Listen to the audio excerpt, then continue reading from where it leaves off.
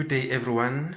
Today is day number 147 of our Bible reading plan, and I will be taking you through the book of Nehemiah, chapter 8 and chapter 9.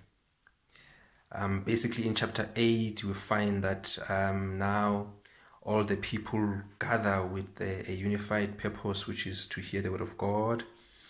Ezra the priest, of course, brings the book of the law, and he begins to read it to the children of Israel, who get so moved by the way they began weeping as they listened to the words of the law. But of course, the governor, Nehemiah, and some of the other priests begins to caution them to say, this is a sacred day of the Lord. You don't need to cry, but this is a time of celebration. You can actually go and enjoy yourselves and celebrate and share gifts and food, with understanding, of course, of what God has done to the children of Israel. It says that in verses 8 that they clearly explained the meaning of what was being read, helping the people understand each passage, which of course was very critical.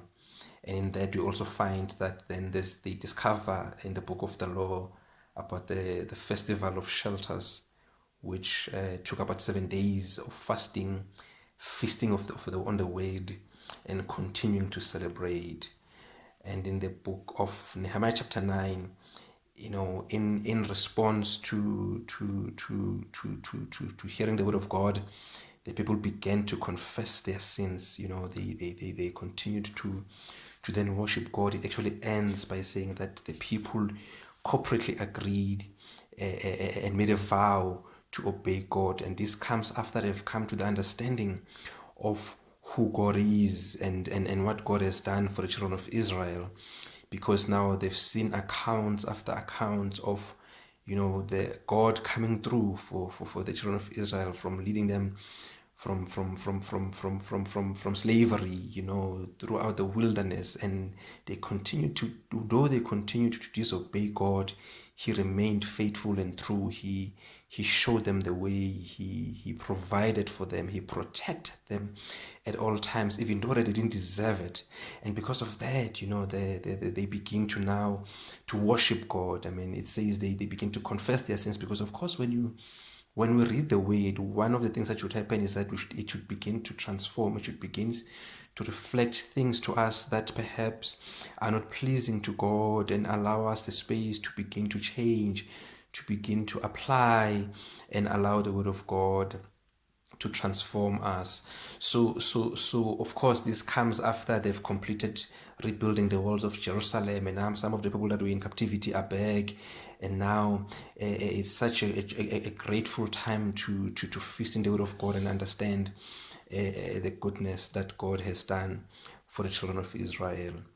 Of course, the word that stands out for me is between verses 8 and verses 12, that talks about the fact that they celebrated with great joy, because they heard God's words and understood them. And I think for me, the important part about us is actually not just to read the word for the fun of it, not just to read the word because we're instructed to, not just to read the word because it sounds like the right thing to do, but to actually read the word to understand what God is trying to say to us, to understand what God is trying to show us, because it is in understanding the word of God that we're able to apply it correctly. It is in understanding the word of God that we're able to allow it to actually do its work in us. It is in true understanding the word of God that we can let go of our fears.